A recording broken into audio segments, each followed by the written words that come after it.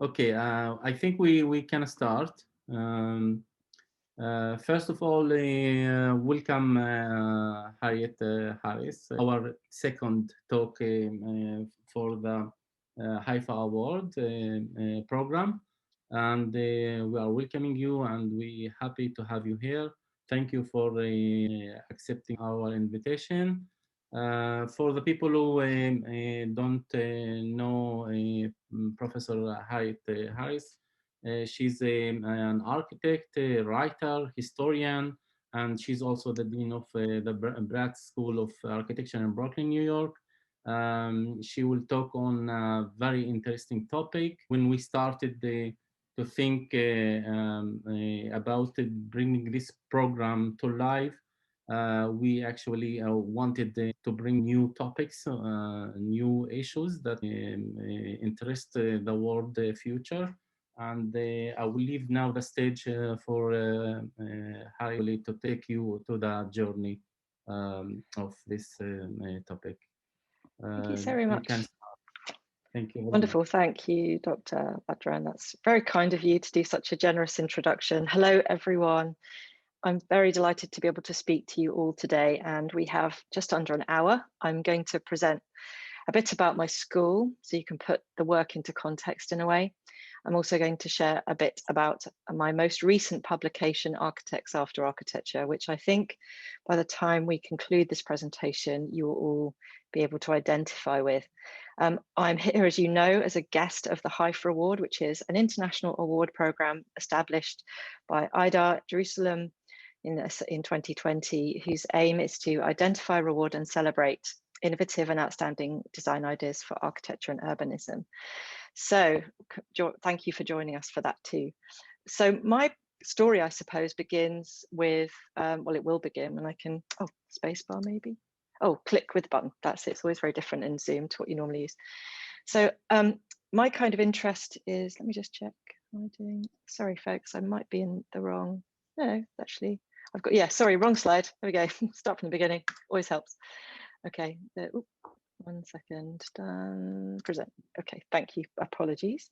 So my story really begins with a bit about the school. I'm from Pratt Institute in New York. Those of you who know New York, it's actually, technically, we are not really in New York, we're in New York State, but we're actually in the city of Brooklyn. It is a separate city to New York, interestingly. So Manhattan is its own city, and that, as is Brooklyn. It's a very interesting place to be, very diverse. And it's a school that comes from a very long tradition of, let me go back, there we go, of civic engagement. And I'll talk a bit about its values because I think they really inform the book really and what we were producing. So we have 11 programs across 4 departments. We have a variety of different research groups and centres within the school, some very committed to community engagement, others looking at technologies and robotics, and visualization systems to engage with different kinds of spatial production and analysis. So this is one. Another is the CDR, where students get very heavily involved in one-to-one prototype making. As I mentioned before, the tradition has always been to connect profoundly to our local community and see ourselves as active agents for social transformation, not just spatial transformation. And of course, we use a lot of high level visualization, spatial analyses tools, and use them as a means to really understand the complexities of the urban context, everything from segregated housing, flood risk dwellings, you know, areas that are safe, areas that are dangerous, all that kind of stuff, and really, in a way, generating what we see to be data that could be used to inform policy as well as the outputs of professional practice. Sorry, click. And as I mentioned before, we also have a rather fantastic robotics lab, which is in the Navy Yard in Brooklyn, which we use again to work with the community, but also to pioneer all forms of spatial production, in which are principally focused around more industrial outputs. Our school is obviously ranked very highly. It's encouraging to see that since I arrived, it's gone up a bit more. And I guess it's important to say this because I noticed today there are a number of women who've come into this audience. You know, women remain in a minority within architecture, and yet they're 50% of the world's population. So welcome, especially to all the women, for choosing architecture as a career. It's great to see you here. And in future, let's hope we see 50-50 across all the world's architecture profession. So other things I wanted, sorry, this slide thing doesn't want to click. I want to talk a little bit about what we care about at Pratt. And these are things actually that thematically are touched on within the book. So we understand that at the moment, construction industry and by implication architecture is quite complicit in environmental destruction. At the moment, the world is 5 degrees away from the 6th mass extinction, by the way. When we have an extinction, the majority of species perish, usually anything between 75% and 94% in the other 5 mass extinctions we have had prior to today. That's what occurred. So just, we need to keep that, I think, in mind when we are considering what our role is as architects. Similarly, we are at the moment certainly the main consumers of rainforest timber. So let's remember here, timber in architecture is a good thing, but not if it's coming from rainforests. We are still sourcing timber from rainforests, which is obviously increasing global warming because it means that we can't cool the planet as easily. And obviously there's massive pollution, CO2 from rainforest fires and so on. We also know that 16 million people actually work in the world as slaves. And this isn't low wages or because one could argue sometimes when we are slaving away in design studio that maybe there's a slave dimension to some of the jobs we do in education and practice, but we're quite seriously, these are people who are modern slaves, and it's quite worrying thinking that architecture actually has slaves working somewhere in its industry, whether it's in the supply chain process, bringing us the materials that we specify and build with, or whether it's on-site migrant workers and so on. And it's a global problem, not limited to any one area, but it's something we need to be aware of as a community. Oops. Sorry, this clicky thing not working.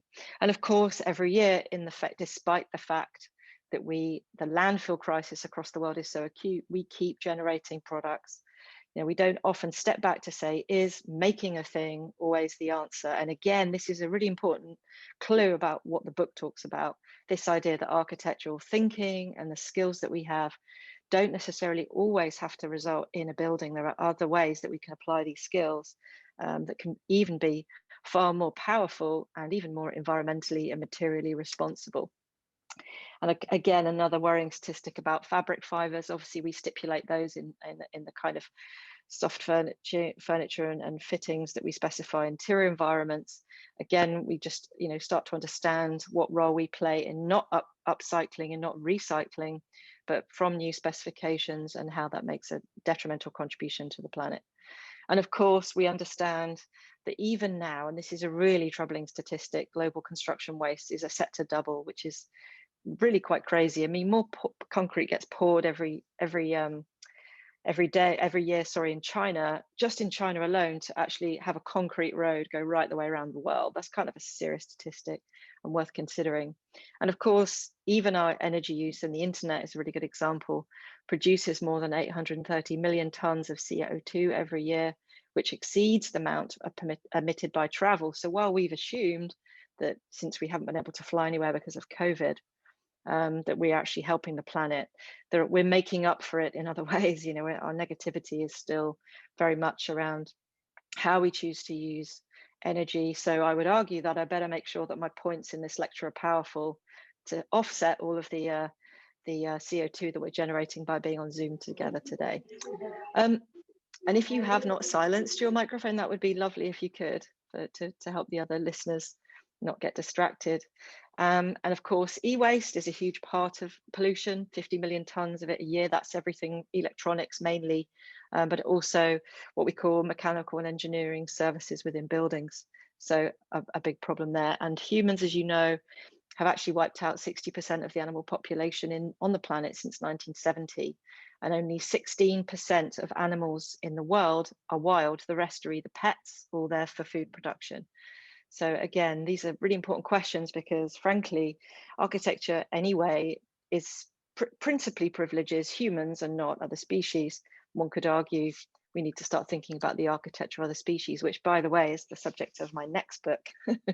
But this is the kind of leading question, I guess, that in a way, one of the challenges for us, both as practitioners, educators, historians, and theorists, is to start moving beyond speciesism, discrimination in all its forms, whether it's north-south regionalism, so nationalism, forms of nation-based or region-based discrimination or disadvantage based on the traditions of colonialism or the post-colonial legacies that still exist in many cases.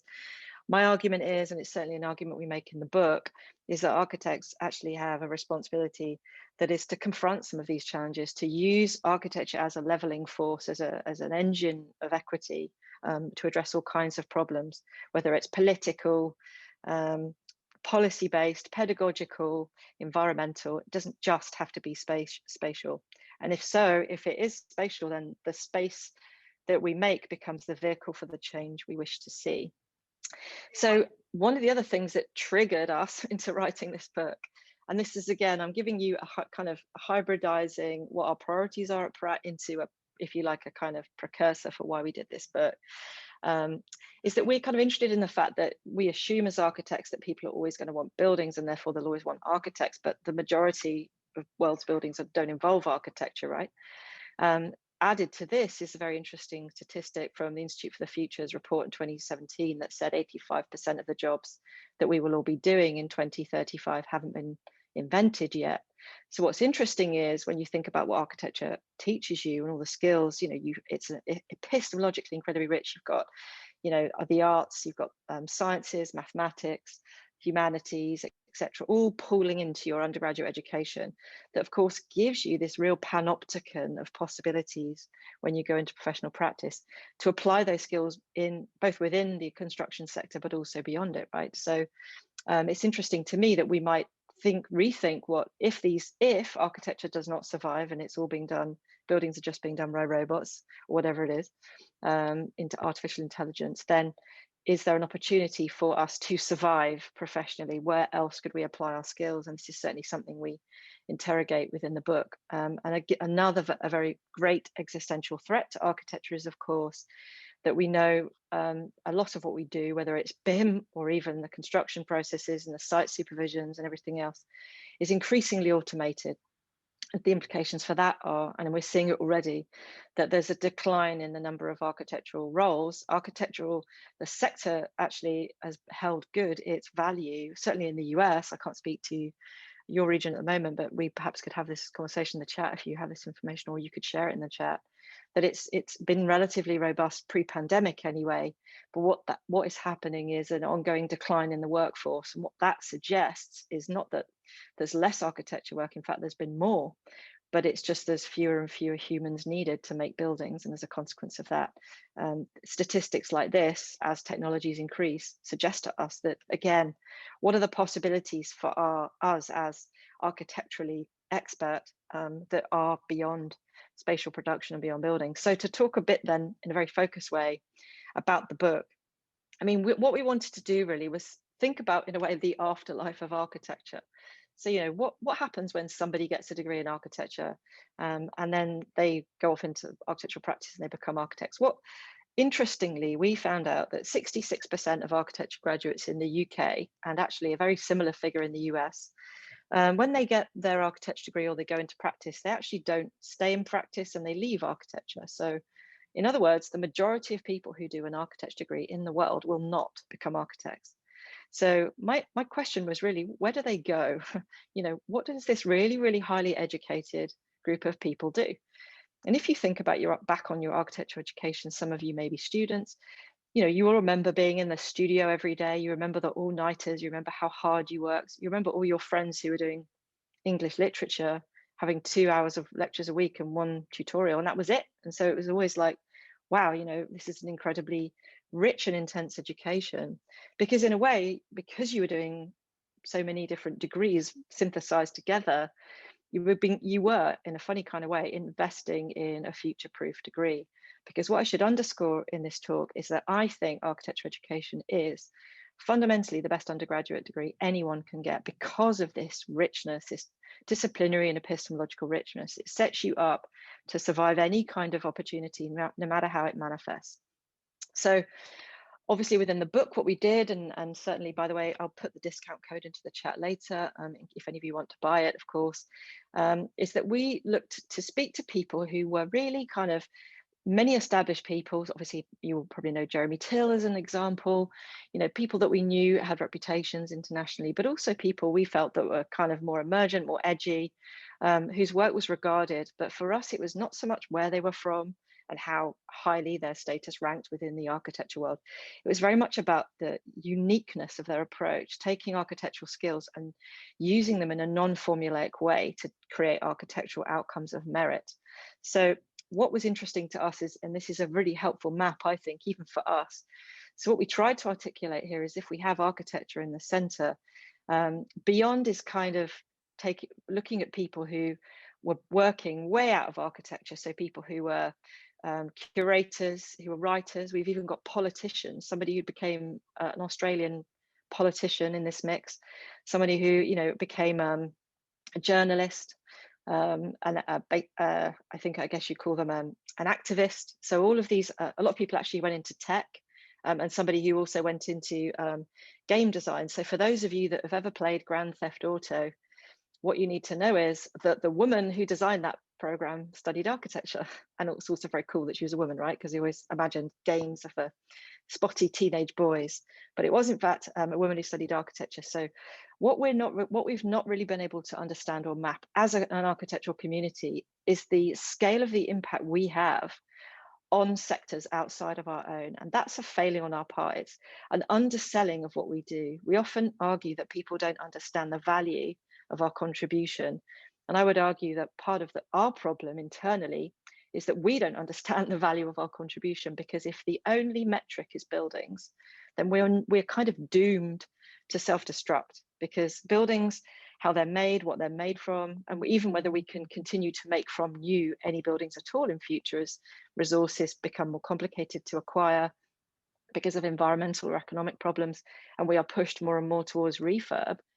We have to start thinking more keenly about how do we want to redefine our community. So architects can be architects of governments, they can be architects of political systems, they can be architects of gallery curation, whatever it is. It's understanding that we are so much more powerful than we're even willing to acknowledge within ourselves.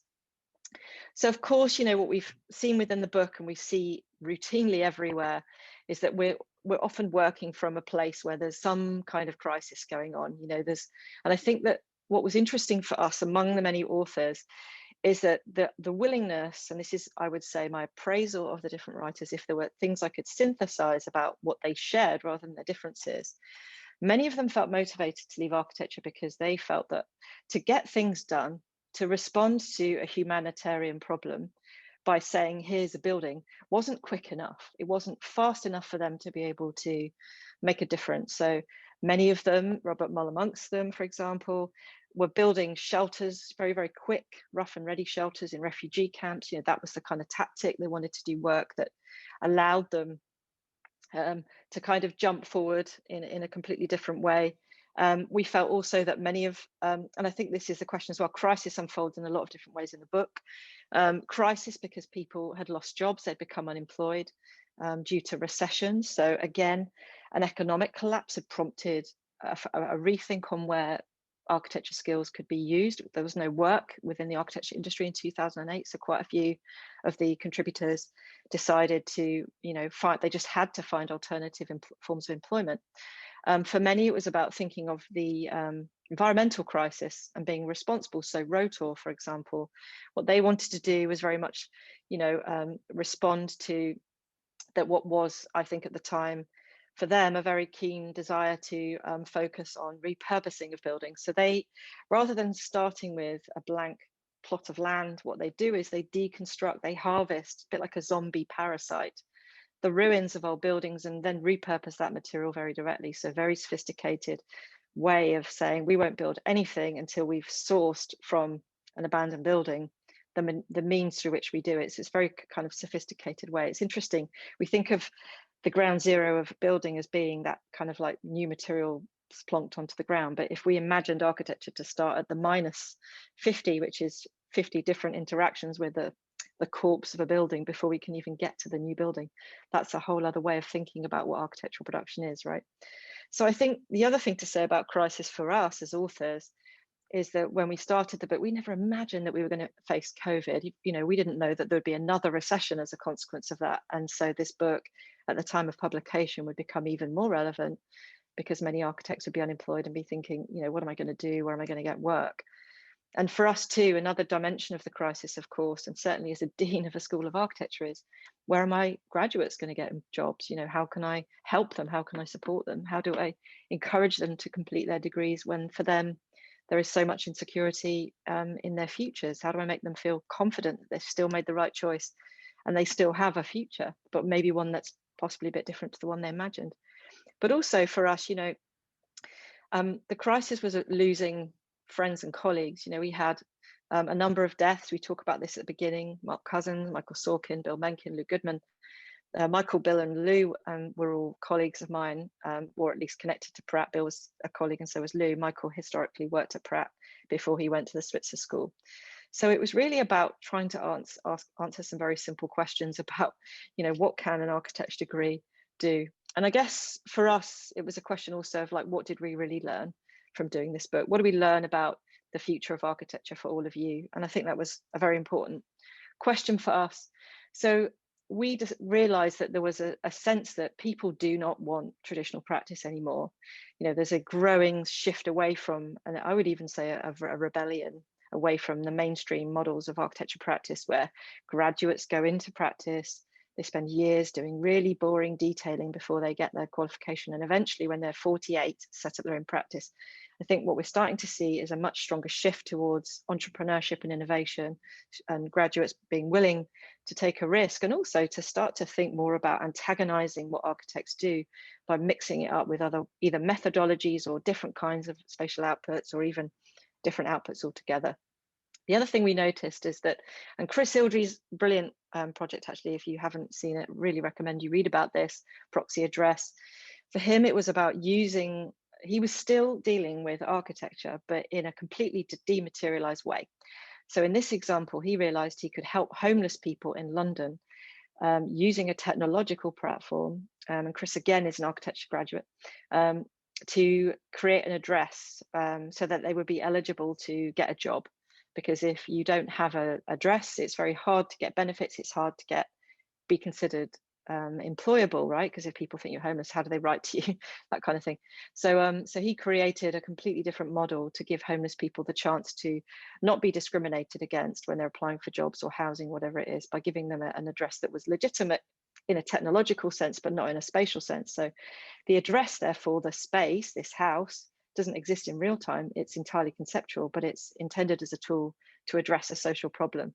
Really, really interesting project. But again, it's that utility of thinking about space, not necessarily as being about a physical entity. It's still spatial, what he produced, but it's not, there's no bricks, there's no mortar. And of course, you know, one of the things that also came up very strongly, and this is again Rotor, who I mentioned, this idea of deconstructing existing buildings, you know, laboriously doing this, but in a very responsible way, not so it all goes into landfill, so this stuff can be repurposed and put into new buildings, which is a very sophisticated way. And one could argue it could, if something like the RIBA insisted that that's where architects' work began in the work stages, deconstruct before construct, that would change, I think, overnight our responsibility towards planetary resources, even though it would be, and actually give us more labor. So it wouldn't be a bad thing, right? More work to do. And of course, as I mentioned before, when I talked about crisis as an overriding theme, you know, we can't all sit there in a state of atrophy, unable to act because we are traumatized by a problem. It's sometimes hard, I think, to get beyond a sense of climate grief, not just at the future we have inevitably created for ourselves, or potentially the lack of a future because we haven't stopped yet destroying the planet, but, you know, grieving the losses already sustained. We still have to act, you know. And so what was interesting is looking at projects that used a crisis in social care, for example, in this instance, to actually act better, to find solutions to these kinds of problems. Joel Sanders, he's based in New York, fantastic architect. He's very strong in LGBTQ rights as well. He was interested in using the bathroom as a kind of, to deconstruct a bathroom to better understand how bathrooms were passively and even actively discriminating against certain kinds of human bodies, And his interest is in the idea that some bodies are deviant and others aren't. So straight, white, tall man with money is the norm, right? And everything outside of that is a bit different. That's where modular man comes from, thanks Corbusier.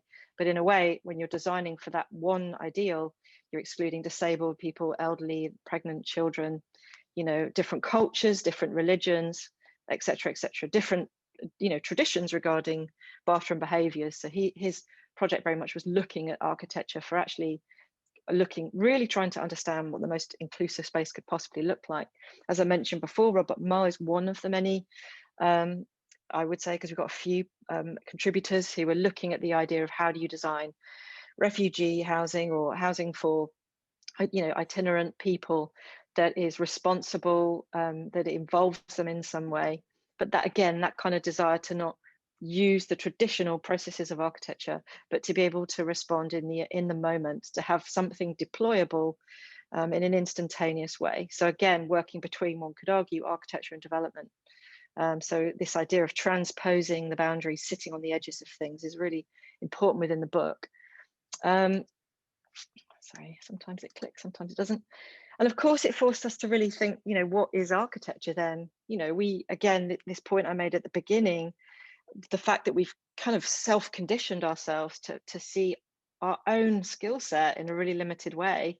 I mean, seriously, we all need kind of, I don't know, sector therapy, this idea that we've, like, for low self-esteem, it's kind of that, I think that's a real problem in the way that we don't value what we do. And of course, this question of who we are responsible to emerges in every single chapter. And it's partly because as editors, we're coming from a very kind of socially responsible place. If you look at work I've written on my books, my previous publications, and certainly the ones coming out in the next couple of years, which are very much about planetary concerns, this sense of architecture as responsibility. We are responsible, obviously, to the people that pay us to do the work. Yes, we have responsibilities to our clients or our commissioners. We have responsibilities to our design team. We have responsibilities that not all of us take seriously towards our end users, or we might call them stakeholders. But I would like to suggest to you that that's still an incredibly limited way of seeing our responsibilities, because our responsibilities should extend to the people working in slave mines in bits of Asia and Africa and South America, getting the raw materials that we then specify in our buildings, and we should be responsible towards them, and we are not. Next, I suggest that we need to understand that the legacy of our buildings, in other words, how much toxicity does it produce over a lifespan? How much toxicity does it generate when it's eventually demolished? How much energy does it consume while it's active, while it's in use? And how does it affect the mental well-being of people of all different ages, sizes, religions, and so on? These are questions we are not obligated to ask, and very few of us do. And I think we are missing something. And if we ever would like to argue in a way that a doctor or a nurse could probably say, yeah, I'm a public sector worker, or a teacher might say, yeah, I'm in the service of the people, right? We can't say that of architecture. We cannot make a claim that even though we are allegedly designers for people, that we are designing for people's best interests. We might need to think about that in future. So that's my talk for all of you. I think I've kept to time because I was asked to do half an hour. And obviously I want to make sure we've got time to talk to all of you, and I'm happy to go back to any examples in the book and talk about them. So I'll just stop sharing so I can see everybody. But yes, thank you. Thank you very much. Yeah, actually, it's very inspiring. Hard questions, and sometimes it's shocking. I will actually open to the questions to the people with us.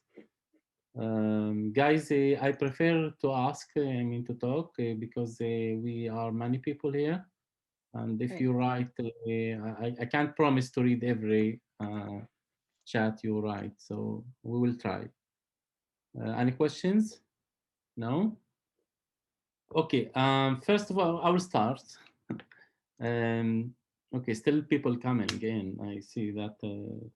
Oh, they missed it. Do you want me to put it in the chat? I don't mind sharing the presentation if you like, then everyone's got a copy.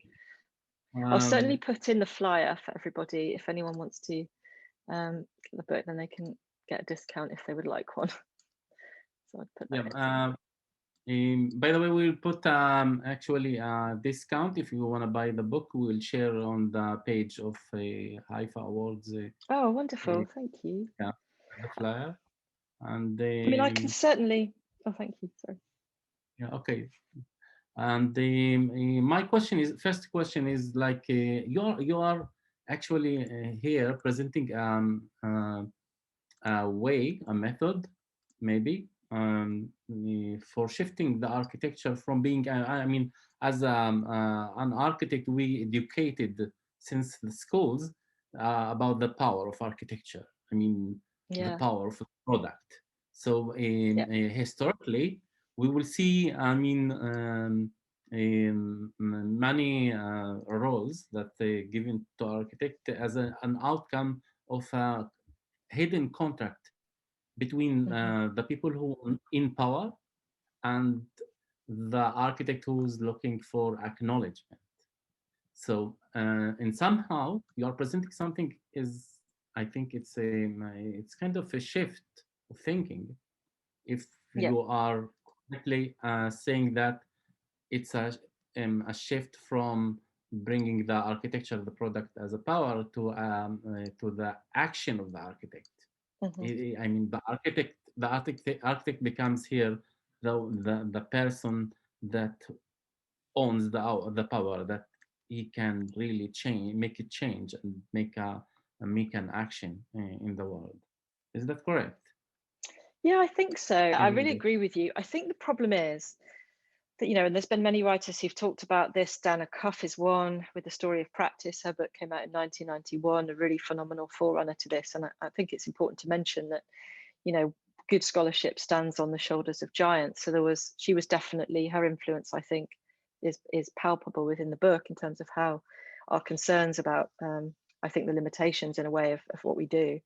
But I think that, in her book, she asserts that architecture is taught as, it's the architecture of the individual. So in other words, we push with our students to focus on working in isolation on their individualized portfolios. That doesn't reflect architecture practice because we all work in teams, for example. And it's always much more about, in a way, the fetishization of the building, this object. So, if we're going to be triple O about it, an object-oriented ontologist, if we're going to look beyond the object, well, the first way to do that is to stand back from it and say, what's necessarily wrong with the building?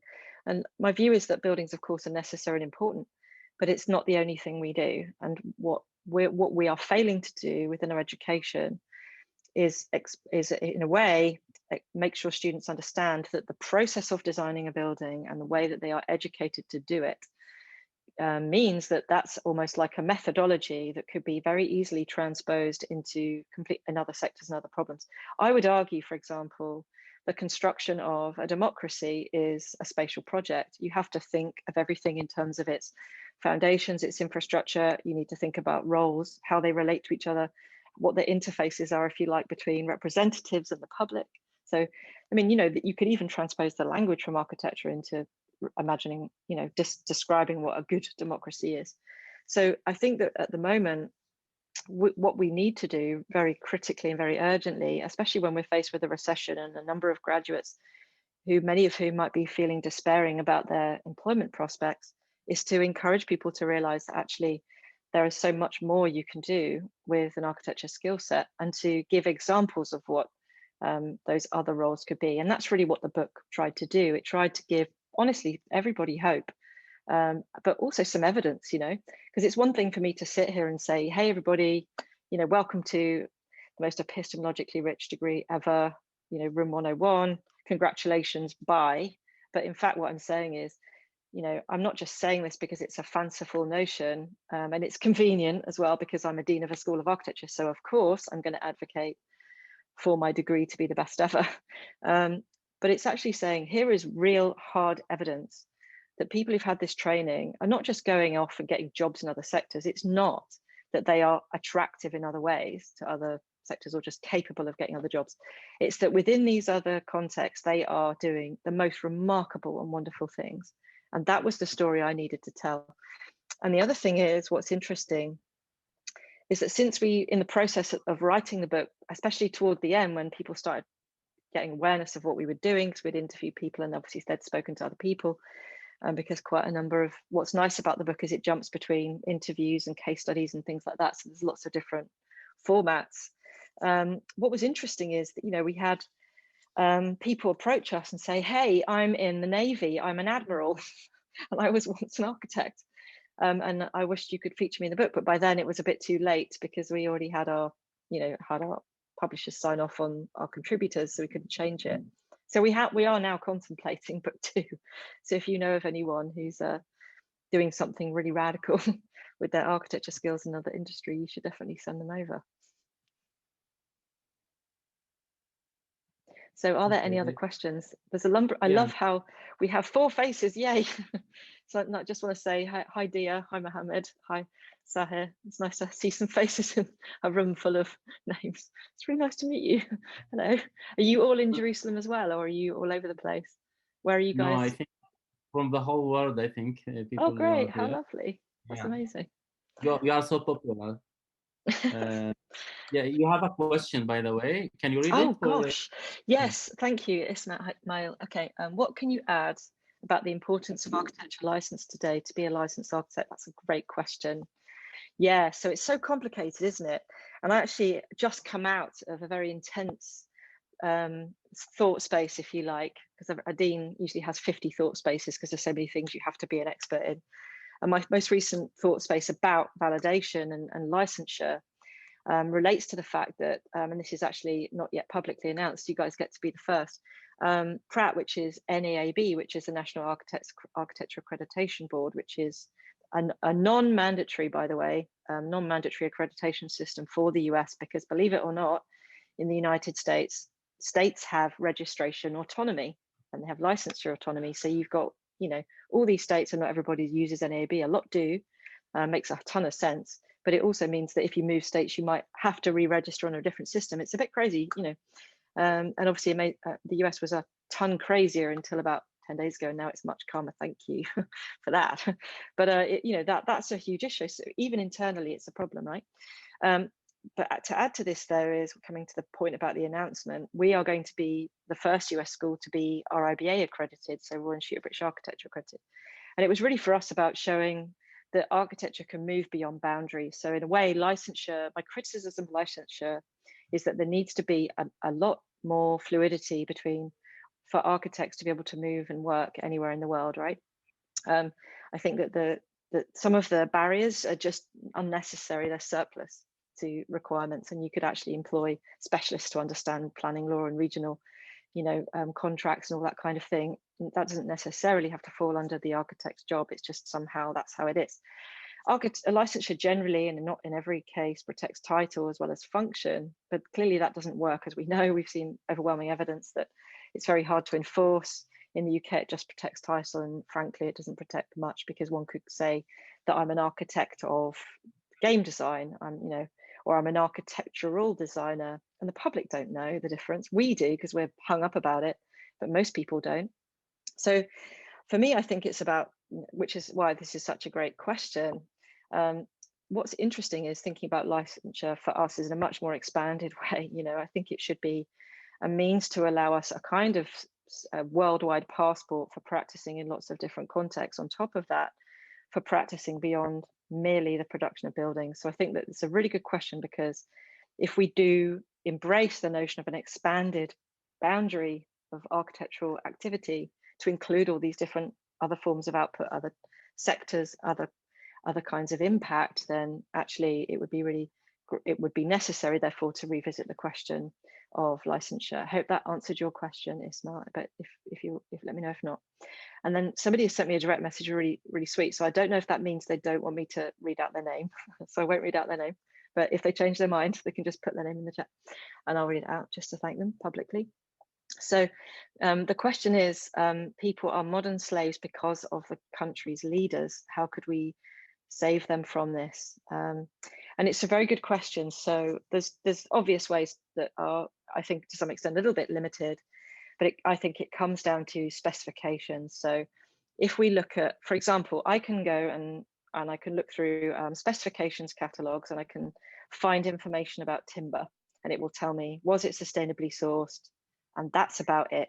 But what does sustainably sourced mean? Doesn't necessarily mean it didn't include slave labor. It might mean that it's from a forest where the trees are grown to be harvested, and it's not from a rainforest, but that's it, right? It doesn't tell me about how it got here, or whether there were slaves cutting it down, or any of these things.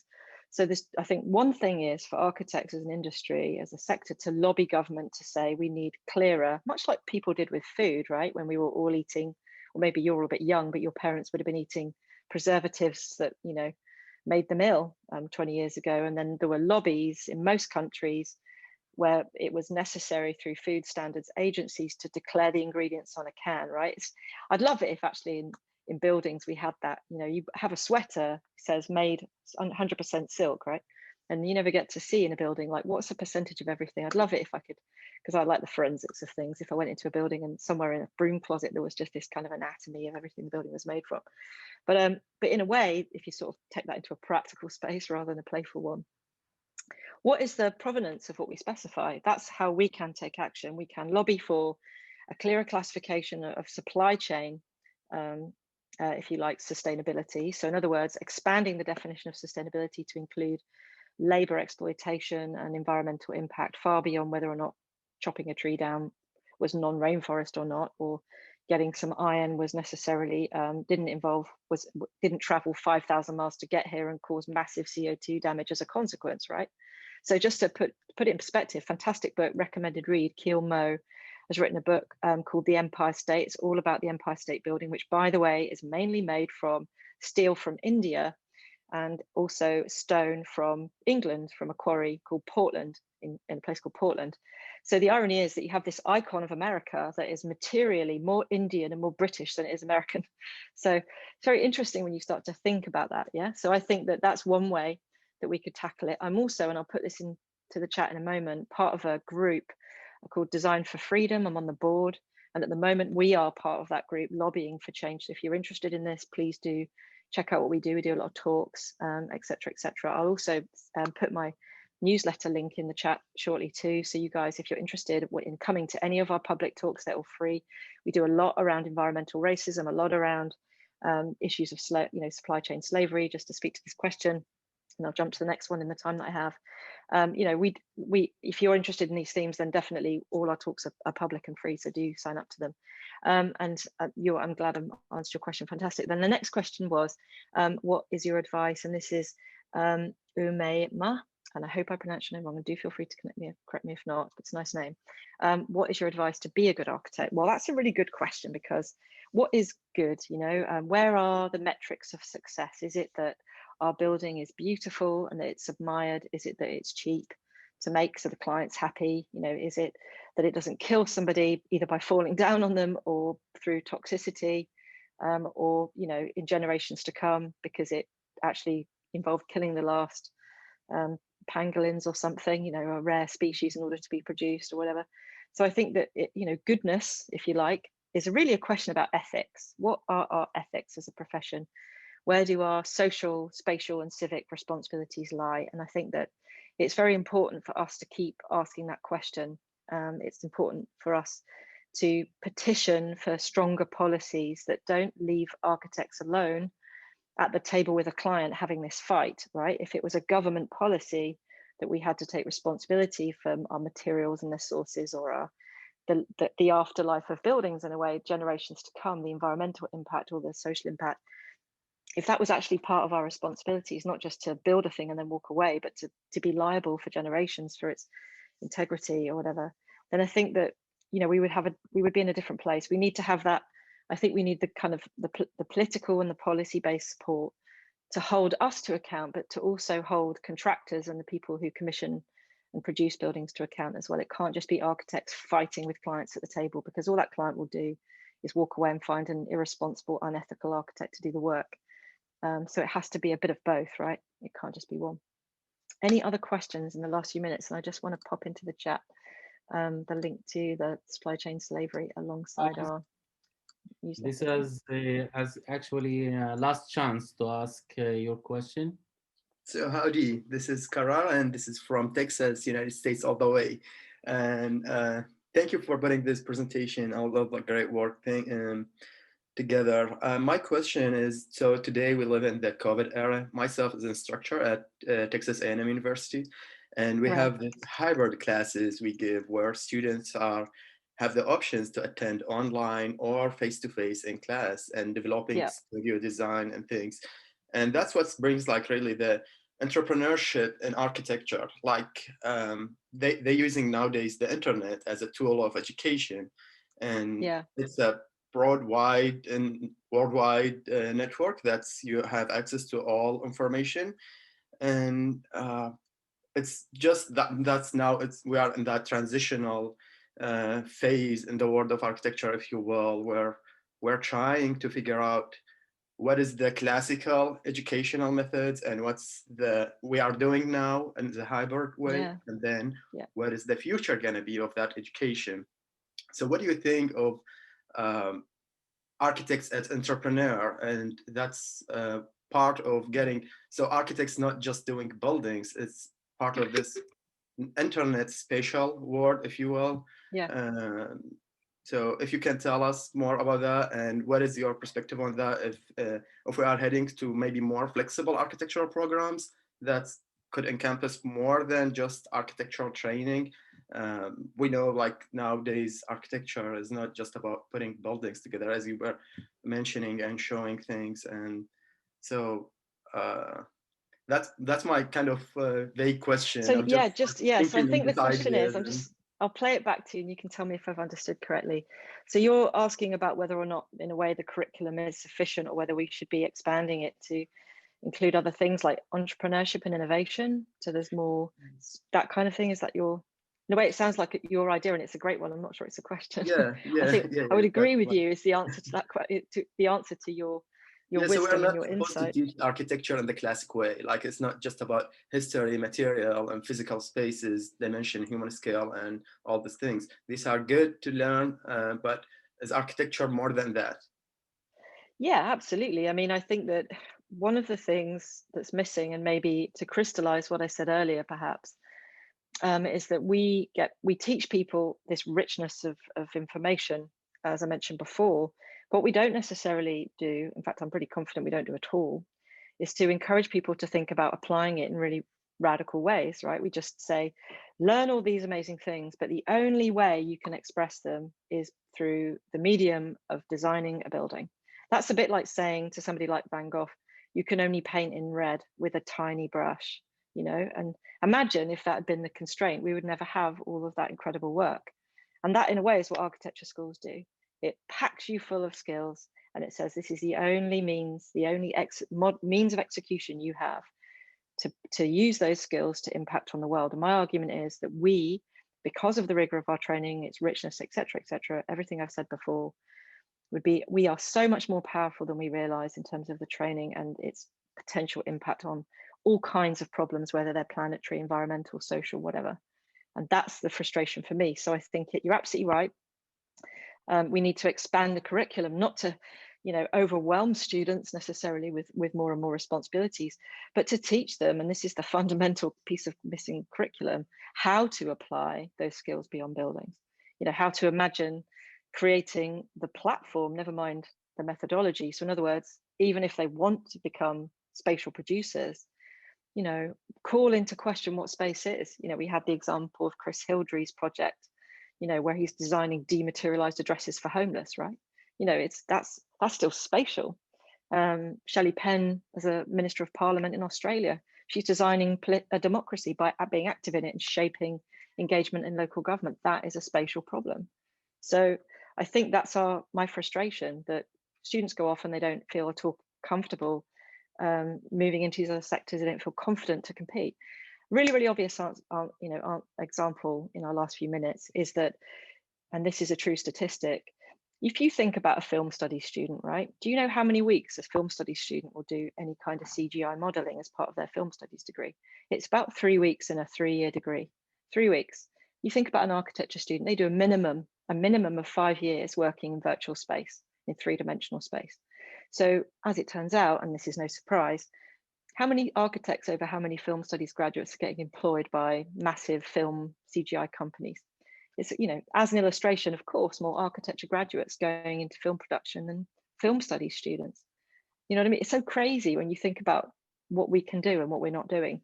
And actually we're doing it, but for some reason architecture is not acknowledging it. So we're the ones that miss out.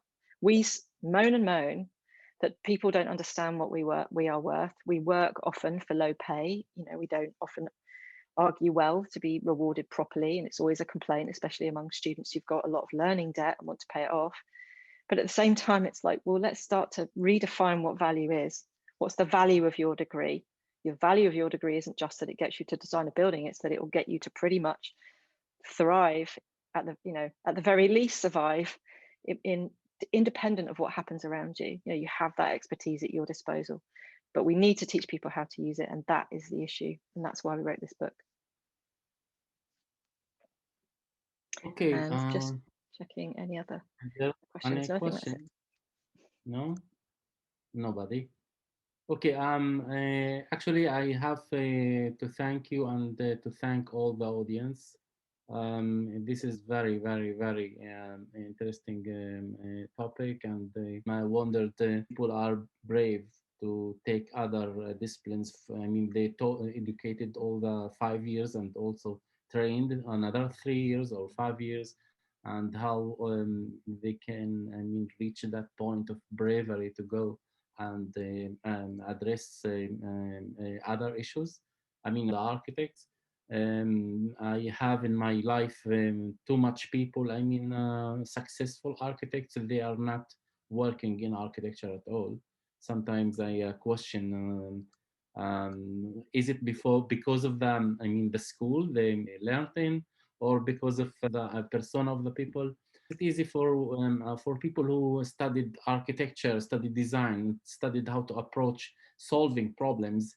Maybe he thinks, or maybe he feels that can solve most hot problems of the world. And yes, I have answers from your lecture today. Really, it was inspiring, and it's actually good timing that the book is now launched and published. Yeah, after COVID-19. Thank you all for having me, by the way. I actually have to go to my faculty's meeting that started 1 minute ago. So I'm sorry I couldn't answer. Sorry I couldn't answer all the questions, everybody, but you know, I'm sure if you read the book, they'll probably be answered. But it's lovely to meet you all. Thank you again for great engagement, and come to Pratt. All right, take care. Thank you. We will. Guys, join us. Thank you so much. Join us on the 4th of February on the next lecture. Don't forget. Thank you very much.